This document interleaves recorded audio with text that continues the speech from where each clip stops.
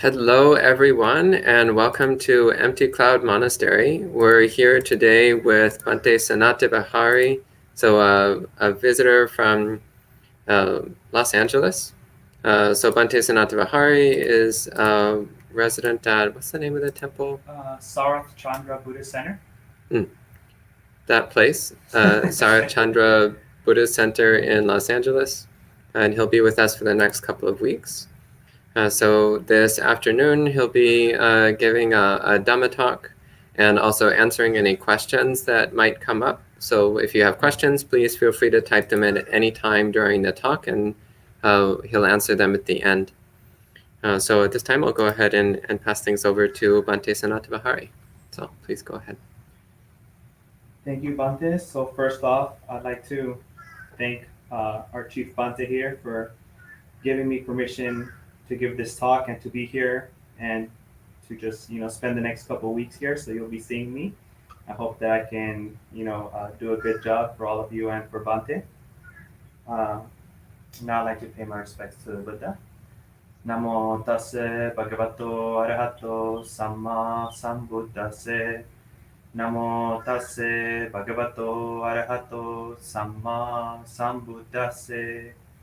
Namo tassa bhagavato arahato samma sambuddhassa.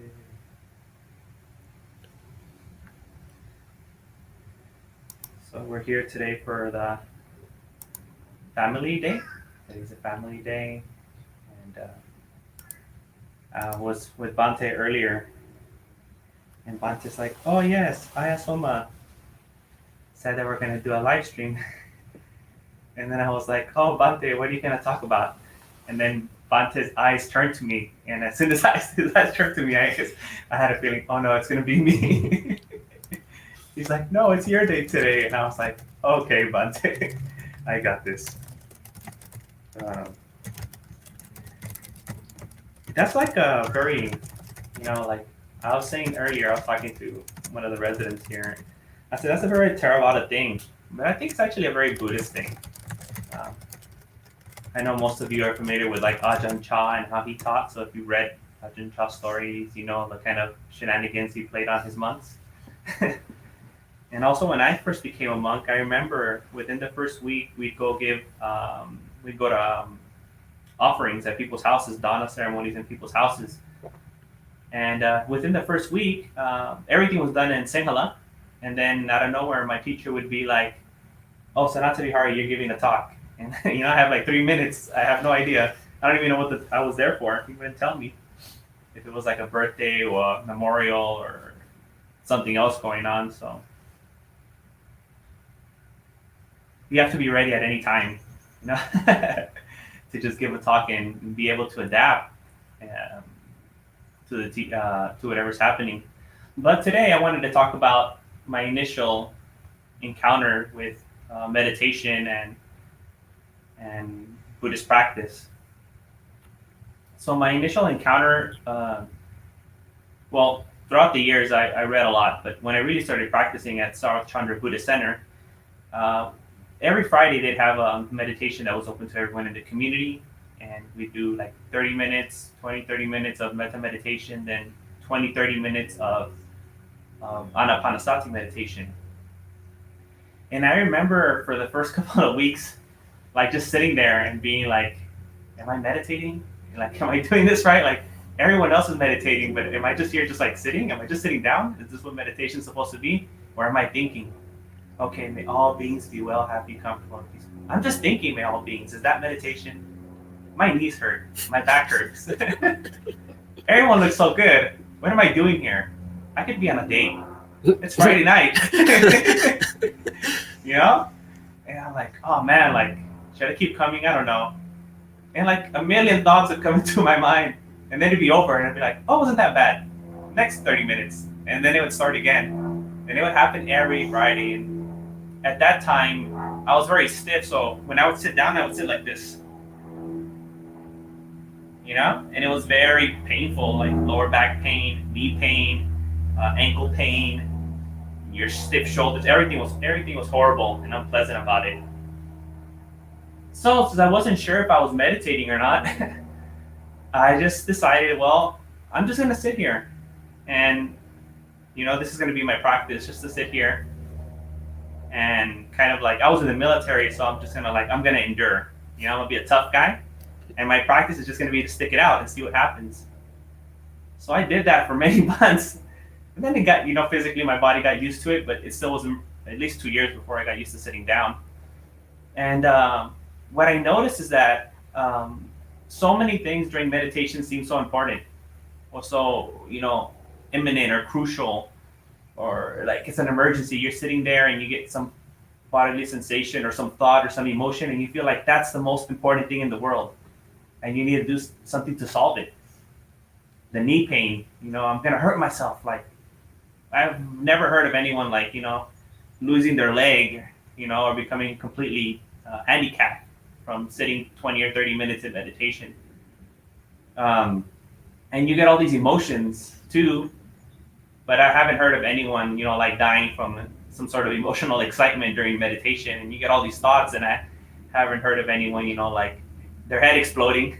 Although in the suttas, people's blood comes out of their mouth, but I haven't seen that happen yet. I'll take the sutta's word for it that some people, blood comes out of their mouth when they think about angry thoughts a lot. But it was so amazing to be able to not take these things so seriously, to be able to learn that oh yeah, they're not that important. Like these signals that my body's sending me about pain or uncomfortableness, I don't have to give into them. And these thoughts are not that important. They're just junk. And it's the same story being told over and over and over and over and over. Once you sit long enough, you notice that you only got 2 or 3 stories.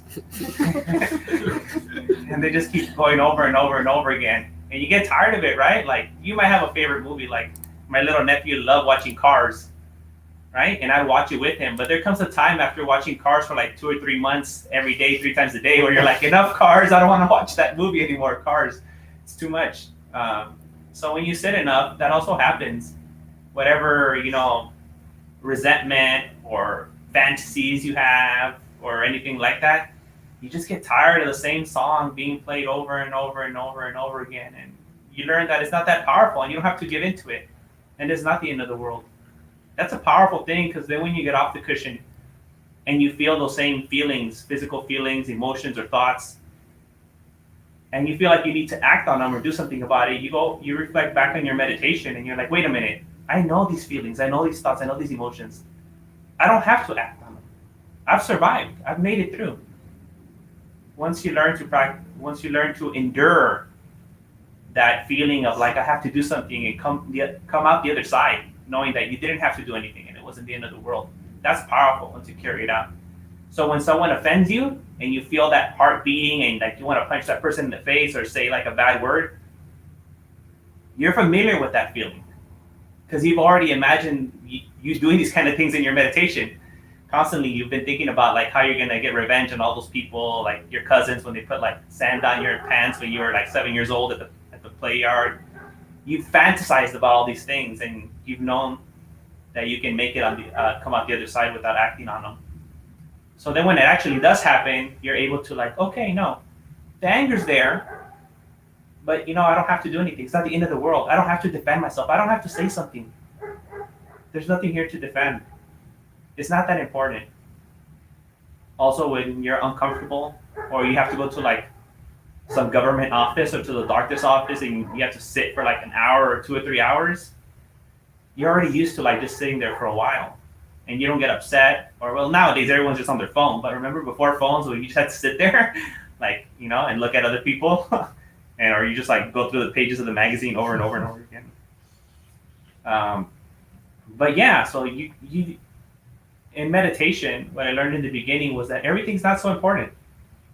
I'm not that important of a person. My thoughts are not important. My feelings are not important. My emotions are not that important. None of it's really that important. Not to the extent that we feel that we need to act on them at that moment or make drastic changes in that moment or that day. So the beauty, even before I knew how to properly meditate, because I didn't know how to meditate, I was just learning how to just not react. That's what I learned in the beginning, to be patient and not to react. And people started noticing it around me. My family members, my friends, before even I knew, they pointed out to me. That was amazing. Because at least in my experience, I've always been overcritical of anything that I do, you know. So I don't notice the good parts of it. I always pay attention to the bad parts, so to the parts that are not as good. But other people noticed it, and that's how I figured out that it was working. So then, after a year of like this kind of like sort of self mortification practice that I was doing, just beating myself up when everyone else was meditating, I finally kind of learned how to meditate once I was able to relax a bit and not take everything seriously. So I think there's great value just to make time to sit and to sit. Don't worry that if I'm thinking all the time, oh, meditation, you're not supposed to have any thoughts. It's okay. There's thoughts. Oh, meditation, you're not supposed to be angry or lustful. It's okay. There's anger and lust, right? Or even worse, I'm a Buddhist. I'm not supposed to be angry or lustful. It's fine. There's going to be anger. There's going to be lust, right? Or I'm not sitting like everyone else, like in half lotus or full lotus. That's fine. You sit however you can, or stand or walk or lay down, whatever you have to do. So it's powerful just to be able to tolerate these things and to just make some time out of your day, even if it's 1 or 2 or 3 minutes, to just be like, no matter what happens, I'm just going to do this. No matter what. Phone's ringing, someone's knocking, like no matter what happens, I'm just going to sit here. It changes your world. Because at least in my experience, how I was living and the people around me, it's just like running from one thing to another, like turning off one fire, turning off another fire, and everything seems so important. Like every single little thing. Like especially nowadays I've noticed with like my teenage siblings and cousins, like every comment, every message, every post, every story, every like is so important. It's not that important. Nobody cares. Except for the person who's receiving the likes, like that person cares. But out there, no one else cares. I know some people that just scroll through and just like things without even knowing what they're liking. They're just like, they don't care. And people just comment for commenting's sake, That doesn't reflect anything that was going on out there. None of these things are that important. And developing this practice, I think the beginning of it is just learning to practice patience. And there's one of my favorite verses where the Buddha says that patience and forbearance is the highest blessing. Right? To be patient is a blessing. To be patient is to be wealthy, actually. We can say that too. The greatest wealth is to be patient. Well, I don't think we value that these days. On the drive here from the airport, we were talking about it, how everyone wants everything instant now, right? Before it was just coffee, but now like everything instant. Like that's why we want the 1-day shipping and Amazon, right? Like if it's not there the next day, you're writing an ugly comment on Amazon or online. We want everything now. We want to be satisfied now. But if you learn to tolerate that feeling of uncomfortableness, that anxiety of wanting something, and coming out the other side, I'm not saying it's going to feel nice. I'm not saying it's a good feeling. It's not pleasant. But to know that it's not the end of the world when you come out the other side. It's a powerful thing. Especially, when you're young and you got all this like sensual, sexual lust, and you're thinking like, I gotta be out there in the club. Like I gotta be out there, like going to the pool parties. Like I lived in LA, so like all the parties, right? Or the drive to Vegas, go down to San Diego, go up to San Francisco, go to the rave out in the desert. Like everyone else is doing it. And like there's gonna be a lot of hot girls there. Like I gotta go. And you just feel all these urges because everyone else is doing it. You're thinking you're going to get that connection with someone when you're there too. And just to be able to sit with all of that uncomfortableness, especially knowing that you're not going to go and everyone else goes and they're posting things online and you feel like you're missing out on the world, but you're not. You're not. Then they come back with all their complaints about how the DJ wasn't that good, or like how someone stole something, or that the cops pulled them over, or that the guy who sold them the ecstasy pill was like a fake pill, it really wasn't ecstasy. Like all kinds of complaints and stuff like that. And they're like, oh, I shouldn't have hooked up with that girl, she's calling me all the time now, or or whatever, that guy's stalking me now online. the guy that I met there, or he had a boyfriend, she had a girlfriend, and we hooked up, and like saw a big mess. If I would have just been patient, if you could just be patient for a while, you could avoid so many problems in this world. So many conflicts, especially verbal conflicts.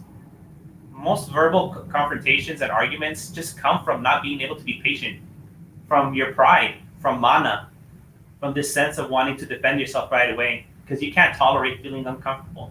You can't tolerate an idea that you might be wrong, or that you might be, God forbid, that you're imperfect, right? You always want to seem perfect to everyone. I mean, that's what social media is about, right? Making everyone think that you're perfect. So when we practice meditation, even before meditation, just sitting and tolerating whatever's happening is powerful.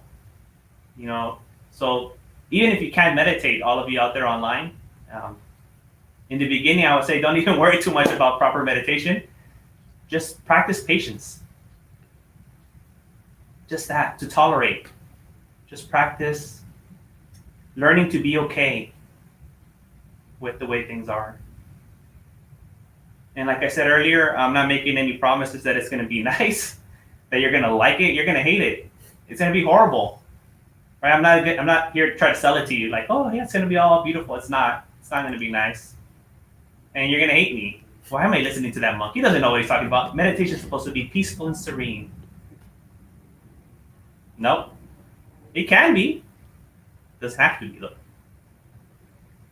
So I think this is probably the best kind of advice I can give to people. This is what I learned through my meditation experience before I even got to learn how to meditate.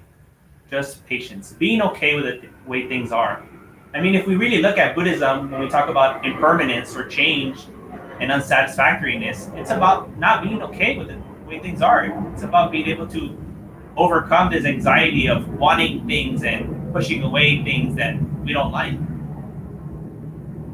So even if you think you're not meditating, you're just being patient, you're actually learning about anicca, dukkha, and anatta at that time just by sitting there. You learn that it's always changing, especially if you sit through it and you come out the other side, oh, it changed, that feeling changed, that thought changed, that emotion changed. You definitely learned about dukkha when you're practicing it. And if you make it through the other side and you practice long enough, you learn that these things, they're not your doing, they're just happening because of previous conditions. And the best you can do at times is just not react and just chill out for a minute. So I know I'm supposed to give like a longer talk, but actually, I started this thing at my temple because, and actually within the traditional Sri Lankan style of giving Dharma talks, it's like a fan, you cover your face, it's very, like, if people don't see your face, very impersonal. And like the monks give a speech and everyone just stays quiet, and at the end, sadhu sadhu, and then no one says anything, right? So I don't know, to me, I saw that, man, there's an opportunity here I feel that I can capitalize on. And I started talking about Dhamma discussion. So when monks would say, now Sanāthavihārī is going to give a Dhamma talk, I would get the mic and say, oh, we're going to have a Dhamma discussion. What does that mean? I look at the crowd. What is a discussion? What's the difference between a talk and a discussion? And like some kid, usually the younger people, would be like, oh, it's like a dialogue, right? Like we're going to have a conversation. Yes, we're going to have a conversation. Although in the beginning, I might talk for 20, 30 minutes straight, it's going to end up, I'm setting up the conversation, the dialogue. So instead of Dhamma talk, Dhamma discussion. Because this way, one, I get to see if like you actually listen to what I said, right? I get to check, and you're not just dozing off or fantasizing. It's okay, this is going to happen, but at least you got something from what I said. And it also gives you an opportunity, to ask questions or to redirect the conversation, right? Like, we can always continue. Like someone can say something in the crowd, and then I can talk for another 20 minutes about that. So I think that's what I want to do right now, right? It's not the end of my Dhamma talk yet, and I don't even want to say it's question and answers time, but it's the opportunity to, probably we can direct the conversation somewhere else or to a particular thing, right? And continue to talk this way. I think we can start here. Start at home, right? Best place to start is to clean your own room.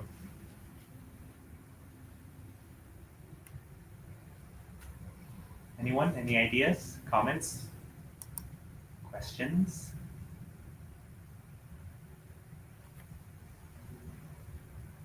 Yes? I guess my question would be about cultivating patience while sitting. How the process of that? Yeah, I don't know how we can. I don't know if we can cultivate patience the same way that we cultivate like metta. I don't think it's something like that you really do. It's more of something that you kind of like. You just let happen. You know. I don't think it's that much like of an active process where you're like, have to be patient, like like patience. It's kind of like the opposite, It's kind of like just dropping everything and just kind of like watching. I think it's kind of like that. So it's difficult because I know we're always taught that we have to like do something, right? Like to acquire some sort of skill, it always involves you like doing something. But this is the skill of doing nothing, right? You can't really like force yourself, which is difficult to explain, I think. So would you say really the skill of non-reacting, like as you said, just not reacting to pain, not reacting to those urges like, oh, I should be at the club or I should be doing this. It's just watching those occur and fade away. Yeah. It's just like watching them. And I've heard people describe meditation like that, right? Like if you're like standing next to a stream and you see things like float by. But I lived in a city, so I was like, oh, you're just sitting, like you're in the front of your apartment building, you watch the cars pass by, right? And you're just like, oh, that's a blue car, that's a Cadillac, that's a Mercedes, like, and you just, but you're not like the dog trying to chase every car that goes down the street. So you just kind of like just chill there and just watch the things pass by.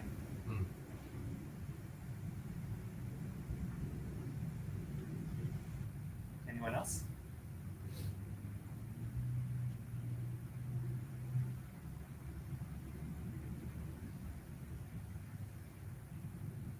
Is there anything online, Bhante? Not yet. Just a few happy comments. Someone says, "Thank you so much for this. This is so inspiring and reassuring." Yeah, but there's no other questions online. So I could share some experiences in my life where I kind of like touched this, where I was forced to learn it. So before I was a monk, I was in the Air Force, and in all military branches, we have this saying called "hurry up and wait." So you have an appointment at 8, and we're there like 2 hours earlier, right? And then we're just there 2 hours, 1 hour earlier just to sit there and wait, right? And it's like that every day. You might have 3 appointments throughout the day, and you rush there. Like, we might jog or run, or just like the people are just shouting at you. There's like a sense of urgency, but just to sit there and wait. And then you're sitting there and you're like, when's the meeting? When's the appointment? They're like, oh, in an hour and a half. You're like, man, like they rushed us and they were screaming at us and they were treating us bad and they made it seem like it's so important, and we're here like an hour and a half early, right? And I was just sitting there, and there's nothing you can't talk back, right? You're in the military, you're just chilling there. And I think that gave me some glimpse to be able to learn this skill. Even when we had to do stuff on the phone, we calling military offices or even like the VA government services is a longer wait than even corporate, phone lines. So just dealing with that for like 9 years of like, this is important, go do it. And then you get there and you're like, you have to wait. You have to wait. And it's not like in the corporate world where you can complain or like, let me talk to your manager or anything like that. You're just like there, right? I mean, you can vent to your friends or maybe text a friend, but you're just stuck, And some of these appointments, you're ordered to do them. It's a dereliction of duty. If you don't do it, you can actually go to jail. Very unlikely, but if the commander wanted to do it, they can send you to jail for not doing it. So you're very stuck, right? You don't want to be there. You have to show up like an hour, 2 hours early, and the consequences of you not being there is like possibly jail. So very extreme situation. But in those situations, you learn how to be okay with it, whether you like it or not, right? So I think that was a very important lesson that I learned, especially traveling overseas. We had to fly from LA to the East Coast I can't remember the name of that airport, that naval base out here. I don't know why it doesn't come to mind. Anyways, and then from there we go to Germany. Then from Germany we'd either go to you go to Saudi Arabia. You'd either go you go to Qatar or you go to Kyrgyzstan. And then all along the way, you would always it was always be a rush to get on the plane, get off the plane, get to your room, and then just wait for 2 or 3 days, and then you catch your next flight, and then you get to the airport 3 or 4 hours earlier, and just sit there. And especially when you're overseas is worse, because you have to have all your gear on you, and you're just there, and you feel like an upside down turtle with all that stuff on you, just there waiting. And it was so uncomfortable. And it's either really hot or really cold, and there's no space, And so I think all those things kind of prepared me to be able to tolerate. I didn't have the freedom. I didn't have the freedom or choice or the luxury of doing something else. So then when I did have the chance to do something else, like in the meditation, I could always just got up and left, and I came back to the meditations on Friday nights.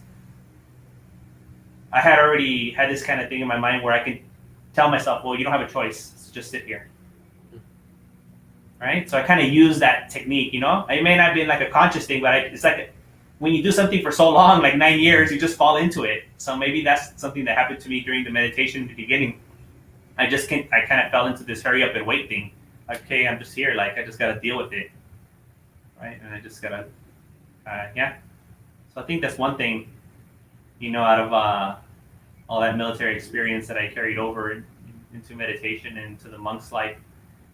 And I don't know, any questions, comments, anything arise? Andrew? Thank you very much, Bhante, for the talk.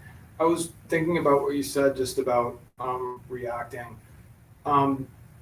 I always had a problem throughout my life. I developed habits of just really getting angry about things, and that would come out in deed. And because of the practice, I've gotten a lot better at not reacting to people verbally.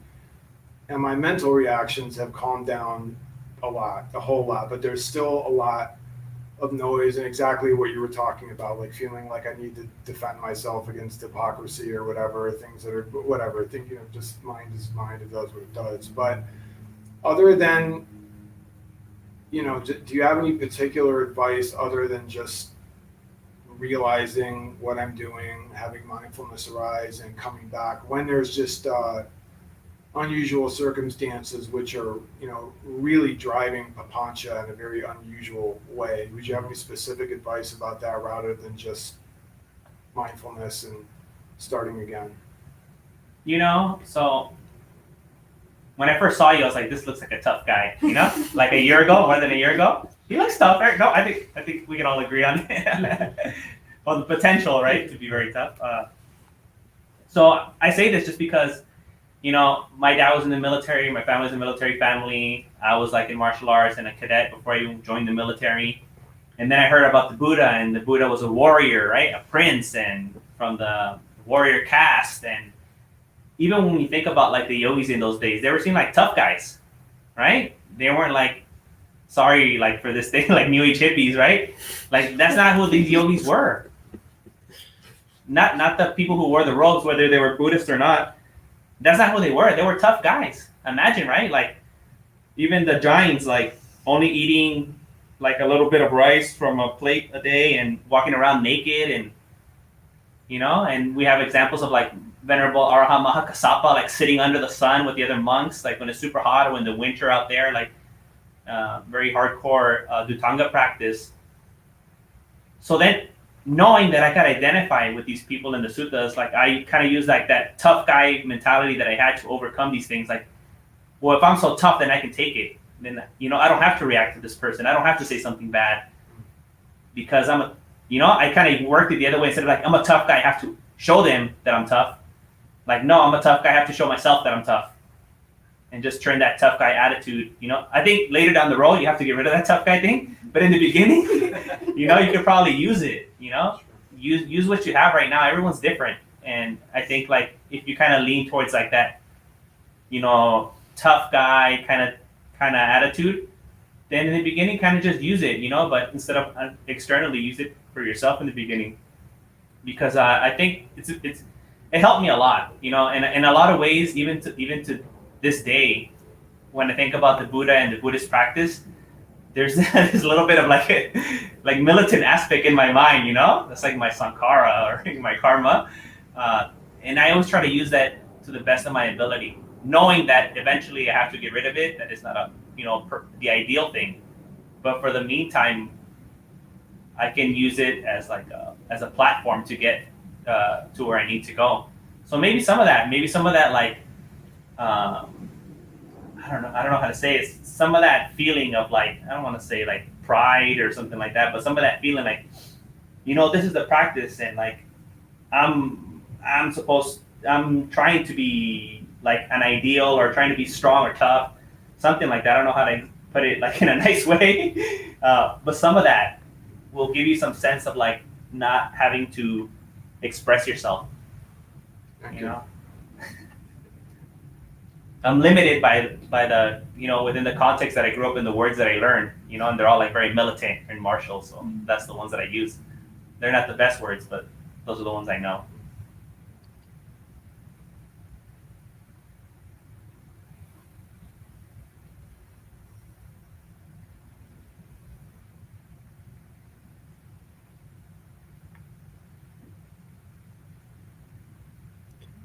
That's enough. Isn't it Bhante? Yeah. Okay. Yeah. Okay, so I want to thank Bhante again for giving me this opportunity to be here, and also to be able to give a Dhamma talk. And I hope to see you all in these next 2 weeks. So thank you so much for this opportunity, and sadhu, sadhu, sadhu. Namayang Dhammakataya Sadhukarang Dadamase Sadhu Sadhu Sadhu Anumodami.